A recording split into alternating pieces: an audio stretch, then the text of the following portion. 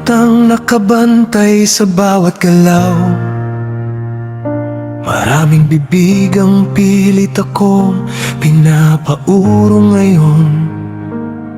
Mga pangakong ginto kapalit ng paninindigan. Pero kaluluwa ko'y hindi kailanman mabibili ng sinuman. Sa bawat bagsak ng unos at pait ng kapalaran, mas lalong tumitibay itong pusong nasasaktan. Hindi ako yuyuko sa takot at kasinungalingan. Kahit gaano sila kalaki, hindi ako urungan. Kung ang laban ay para sa tama, handa akong masaktan at mapag-isa. Kung ang laban ay para sa tama, hindi ako abra. Di matitibag ng kahit anong pader, kahit may impluensya pang haharang sa daan. Hindi bibitaw, hindi uurong kailanman. Kahit sugatan na ang aking damdamin, paninindigan ko hanggang huling hiningang. Dahil ang totoo, hindi kailanman kayang lunurin ng takot at pera. Di matibitaw, di matitibag. May mga gabing halos mawalan na ng pag-asa, habang ang mundo'y tila gusto akong pabagsakin pa.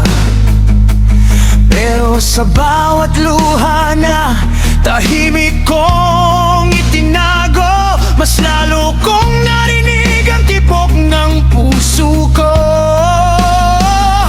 Hindi lahat ng matapang ay maingay kung lumaban. May mga mandirigmang tahimik lang nasasaktan. At kahit mag-isa sa gitna ng kadiliman, basta tama